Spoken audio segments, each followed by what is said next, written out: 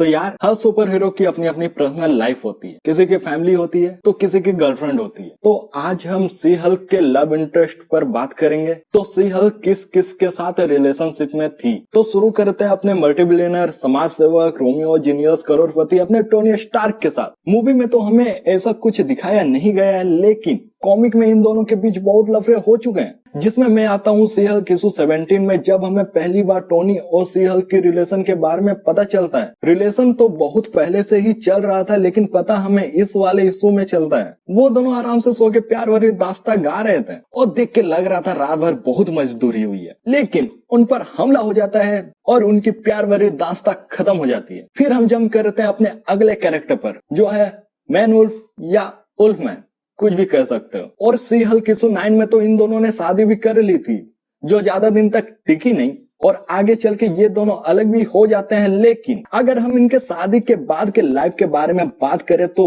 Issue 9 में इन दोनों की शादी होती है और इसी के आगे इशू में, इशू 10 में ये लोग हनीमून पर भी जाते हैं। अब ज्यादा दिमाग मत लगाओ, वो उनका मैटर है, वो क्या करेंगे नहीं करेंगे। लेकिन हनीमून में मैन वुल्फ का अंदर का जानवर बाहर निकल आता है और वो सी हल्क के ऊपर हमला कर देता है। बट डरने की कोई बात नहीं है। इशू 11 में उल्फमैन वापस से ठीक हो जाता है और ये लोग आगे के नए नए एडवेंचर पर भी जाते हैं। और जब सी हल्क के रिलेशन के बारे में बात हो रही है तो अपने स्टार फॉक्स का नाम कैसे ना आए, ये तो हो ही नहीं सकता है। कॉमिक में ये सीन हुआ था कि हमारे स्टार भैया के ऊपर मैनिपुलेट करने का केस चल रहा था और उनकी वकील थी अपनी जेनिफर वॉल्टेस। अगर केस के बारे में बात करें तो एक दिन स्टार फॉक्स ने एक पार्टी में मजे कर रहा होता है, वहाँ पे एक लड़की उसे पसंद आ जाती है, जिससे वो मैनिपुलेट करके उसके साथ रात रंगीन करता है और बाद में वही लड़की स्टार फॉक्स के ऊपर केस कर देती है, जिसके कारण से स्टार फॉक्स को जेनिफर से मदद लेनी पड़ती है। और एक क्लाइंट होने के कारण स्टार फॉक्स जेनिफर के साथ ही रहता था। और एक दिन जब जेनिफर कोर्ट में उस लड़की से पूछ रही होती है कि रात में क्या क्या हुआ, तब वो लड़की बोलती है कि स्टार फॉक्स ने मुझे मैनिपुलेट कर लिया था। और उसके बाद हम एक फ्लैशबैक देखते हैं जहां जेनिफर और अपने स्टार भैया दोनों ही रात रंगीन कर रहे होते हैं। फिर जब जेनिफर अपने बॉयफ्रेंड यानी स्टार फॉक्स से पूछती है तो अपने स्टार भैया बोलते हैं कि हाँ मैंने तुम्हें मैनिपुलेट किया था, लेकिन उस रात मैंने तुम्हें मैनिपुलेट नहीं किया था, वो तुम्हारी मर्जी थी। जिस बात को सुन के जेनिफर बहुत ज्यादा गुस्से में आ जाती है और वो सी हल्क में बदल के वो स्टार फॉक्स को मारने लग जाती है। अपना अगला कैरेक्टर है हरक्यूलिस। तुम ये बोल सकते हो कि सी हल्क की क्रश था हरक्यूलिस, और हो भी क्यों ना, इमोर्टल है, चार्मिंग है, गुड लुकिंग है, गॉड लाइक पावर है। तो सी हल्क इशू 30 में हमें सबसे पहले ये देखने को मिलती है। देख रहे हो, इंसान से हो गया, म्यूटेंट से भी हो गया, गॉड को भी नहीं छोड़ा इसने। तो हुआ ये था कि हरक्यूलिस और सी हल्क एक विलन से लड़ाई खत्म करने के बाद वो लोग अपने वैन पर बैठ के कुछ बातें कर रहे होते हैं और बातें करते करते वो दोनों दो जिस्म एक जान हो जाते हैं।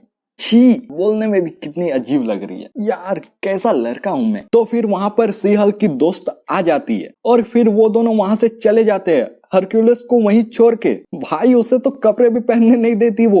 बाद में हरक्यूलिस बोलता है कि सी हल्क ने मुझे इस्तेमाल करके छोड़ दिया, इनका भी कट गया भाई। अब आते हैं अपने अगले कैरेक्टर पर, जो है अपने थोर चचा। 2018 में आई द एवेंजर की कॉमिक में हमें ये पता चलता है कि थोर और सी हल्क के बीच कुछ चल रहा है। तो कॉमिक इशू 4 में थोर और सी हल्क दोनों एसगार्ड के ही होते हैं और वो दोनों ओडिन के पास कुछ सवालों के जवाब मांगने के लिए गए होते हैं। वो पूछते हैं कि डार्क सेलेस्टियल्स अर्थ पर हमला क्यों कर रहे हैं। तब ओडिन बोलते हैं कि मेरी पावर सेलेस्टियल के सामने कुछ भी नहीं है, लेकिन हाँ मैं तुम्हें एक वेपन बता सकता हूँ जो जायंट आमिर के सीक्रेट चेंबर पर रखी हुई है, जो पूरी तरह सोनो और आइस से प्रोटेक्टेड है। और सोनो और आइस की इंटेंसिटी इतनी ज्यादा है कि थोर भी उससे सह नहीं सकता है। But all thanks to gamma radiation सी हल्क कितनी एक्सट्रीम टेम्परेचर्स को भी बड़े आराम से झेल सकती है। और जैसा ओडिन ने बोला था कि थोर कितने देर तक ही उस ठंड को झेल ही पाएगा। और ठीक अपने थोर चचा को ठंड लग जाती है और सी हल्क उसके पार्टनर होने के कारण थोर को भी बचाना जरूरी था, इसलिए वो थोर को पूरी जोर से गामा रेडिएशन वाली किस देती है, जिससे थोर की पूरी बॉडी गर्म हो जाती है। अभी रुको, अभी बात खत्म नहीं हुई है, अभी इनकी मोहब्बत बाकी है। तो इसी के चैप्टर इशू 11 में ये लोग फाइनली डेट पर जाते हैं, जहां हमें देखने को मिलता है कि सी हल्क अपने जेनिफर वॉल्टेस के बॉडी पर रहती है और जेन को देख के लग रहा होता है कि वो अपने डेट को एंजॉय नहीं कर रही है, क्योंकि उसे वही खून खराबा नहीं देखनी थी, उसे कुछ रोमांटिक साथ देखना था। फिर बातों ही बातों में थोर जेनिफर को सी हल्क को बाहर निकालने के लिए बोलता है, जिससे जेनिफर को समझ में आ जाता है कि थोर को क्या चाहिए। थोर को सी हल्क चाहिए, मैं नहीं।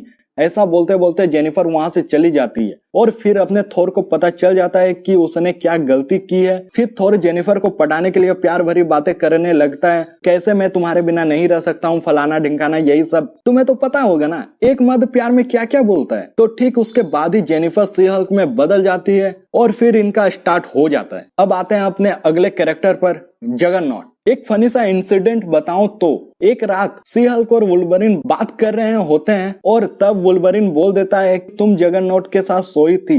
तब सी हल्क बहुत ज्यादा गुस्से में आ जाती है और वो चिल्ला के बोलती है कि सब ऐसा क्यों बोल रहे हो, मैं जगरनॉट के साथ नहीं सोई थी। तो ये क्या है, ये क्या है, कुछ भी बोलो भाई, रिलेशन हो तो इसके जैसा। लेकिन इस कॉमिक के बाद फैन लोग के द्वारा सी हल्क क्रिटिसिज्म की चपेट में आ गई। फिर जाके कॉमिक बुक के जो राइटर है डैन स्लोट, उनको सामने आके बोलना पड़ा कि ये जगरनॉट और सी हल्क के बीच जो लफड़ा है वो कोई अल्टरनेट यूनिवर्स में है। टाइम लाइन में डिफरेंस हो सकता है लेकिन इनकी मोहब्बत बहुत लंबे समय तक चली थी। सी हल्क के और भी रिलेशनशिप है लेकिन वो सब हम कोई और वीडियो में बात करेंगे। और इसी के साथ साथ मैंने सी हल्क के ओरिजिन पर भी वीडियो बनाई है, अगर तुमने नहीं देखे तो जाके देख लो। आज के लिए बस इतना ही। अगर वीडियो अच्छी लगे तो लाइक कर दो, वीडियो को यहाँ नए हो तो सब्सक्राइब भी कर दो चैनल को। तब तक के लिए मैं मिलता हूँ आपसे अगले वीडियो में।